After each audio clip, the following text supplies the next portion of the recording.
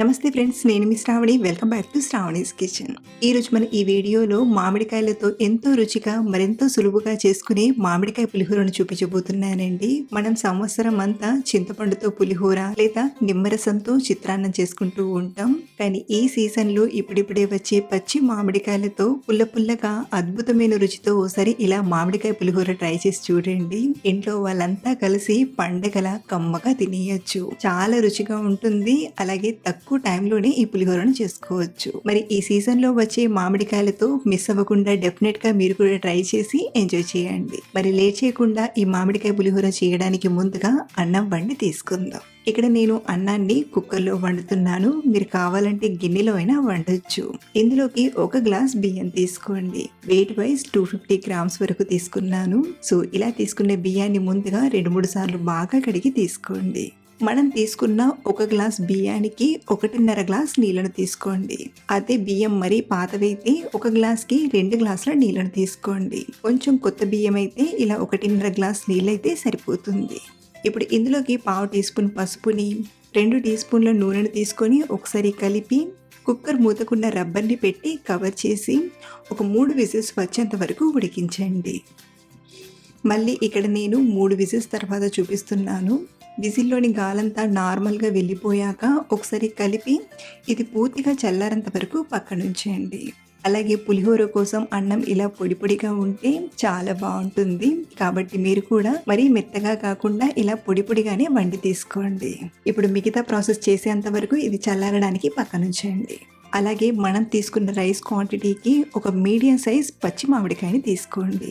ఇలా తీసుకున్న మామిడికాయని ముందుగా శుభ్రంగా కడిగి పైన పొట్టును తీసేసి గ్రేటర్తో తురిమి తీసుకోండి. అలాగే మనం రైస్ తీసుకున్న గ్లాస్ కొలతతో మామిడికాయ తురుము చెప్పాలంటే, మామిడికాయ మరీ పుల్లగా ఉందనుకోండి, మనం తీసుకున్న గ్లాస్తో ఒక 1/2 కప్పు తీసుకుంటే సరిపోతుంది. లేదా కొంచెం పులుపు తక్కువగా ఉంటే 3/4 కప్పు నుండి 1 కప్పు వరకైనా పట్టొచ్చు.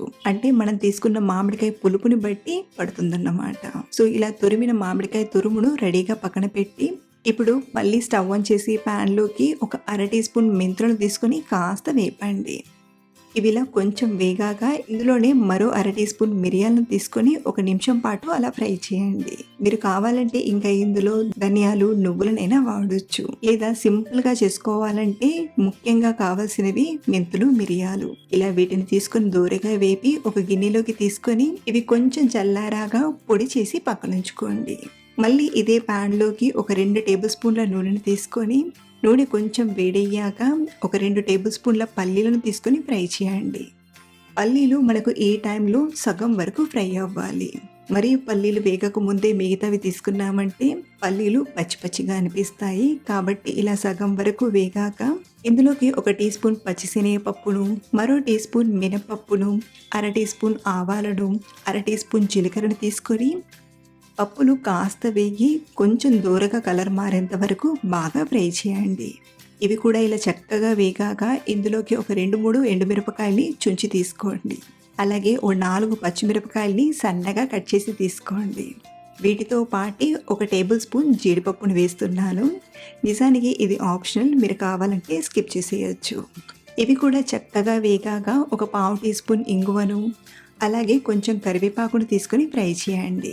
పులిహోరలో మెయిన్గా పోపే ఇంపార్టెంట్ అండి. మనం పెట్టే పోపుతోనే పులిహోర రుచి అనేది కుదురుతుంది. ఇవన్నీ ఇలా చక్కగా వేగాక చివరిలో ఒక 1/2 టీ స్పూన్ పసుపుని, అలాగే ఒక 1/2 టీ స్పూన్ ఉప్పుని తీసుకొని ఒకసారి బాగా కలిపి మనం గ్రేట్ చేసి పెట్టిన మామిడికాయ తురుమును తీసుకోండి. ఇలా తురుమును తీసుకున్నాక మరీ ఎక్కువగా ఫ్రై చేయాల్సిన అవసరం లేదు. కలుపుతూ 1 నిమిషం పాటు ఫ్రై చేస్తే సరిపోతుంది. లేదా మనం మామిడికాయ తురుమును డైరెక్ట్గా అన్నంలోకి తీసుకొని కలిపినా ఆ వేడికి కొంచెం మగ్గినట్టుగా అవుతుంది. ఇలా మొత్తం తీసుకున్నాక ఇందులోకి రుచికి సరిపడా ఉప్పును తీసుకోండి. మనం ముందుగా అన్నంలో ఉప్పు వేయలేదు కదా, కాబట్టి ఈ టైంలో 1/4 టీ స్పూన్ వరకు తీసుకోండి. పోపులో ఆల్రెడీ 1/2 టీ స్పూన్ తీసుకున్నాం కాబట్టి ఈ సాల్ట్ అనేది సరిపోతుంది. లేదా మీరు కొంచెం ఎక్కువ తక్కువ తినేవారైతే మీ టేస్ట్కి తగ్గట్టుగా అయినా తీసుకోవచ్చు. అలాగే మనం వేపిన మెంతులు, మిరియాలను కూడా పొడి చేసి ఈ టైంలో తీసుకొని అంతా కలిసేలా కలపండి. కావాలంటే ఇలా స్పూన్తో అయినా కలపచ్చు. లేదా చేతిని ఒకసారి క్లీన్ చేసుకొని చేతితో అన్నానికి అంతా కలిసేలా ఒకసారి కలిపినా సరిపోతుంది. ఇలా మొత్తం అంతా కలిసేలా బాగా కలిపాక చివరిగా కొంచెం కొత్తిమీర తురుమును తీసుకొని మరొకసారి కలిపామంటే మామిడికాయ పులిహోర తయారైపోయినట్లే. అయితే ఇలా చేసిన మామిడికాయ పులిహోరను వెంటనే తినకంటే ఒక 10-15 నిమిషాలు అలా పక్కన పెట్టి ఆ తర్వాత సర్వ్ చేయండి. దీంతో మామిడికాయ పులుపు అనేది అన్నానికి చక్కగా సెట్ అయి మంచి రుచిగా వస్తుంది. ఇలా మనం రుచి చూడకుండానే మామిడికాయ పులిహోరను ఉప్పు, పులుపు అన్నీ కరెక్ట్‌గా సరిపోయేలా ఈజీగా ప్రిపేర్ చేసుకోవచ్చు. ఈ మెథడ్‌లో మీరు ఒకసారి ట్రై చేసి చూడండి. చాలా రుచిగా కుదురుతుంది. మనం ప్రసాదం కోసం చేస్తున్నా లేదా తినడానికి చేసినా ఇలా మీరు ఎప్పుడు చేసినా బ్రహ్మాండంగా కుదురుతుంది. అలాగే ట్రై చేశాక మీకు ఎలా కుదిరిందో కింద కామెంట్‌లో నాతో షేర్ చేసుకోవడం మర్చిపోవద్దు. మరిన్ని టేస్టీ అండ్ సింపుల్ రెసిపీస్ కోసం మన ఛానల్‌ని ఫాలో అవ్వండి. Thank you for watching.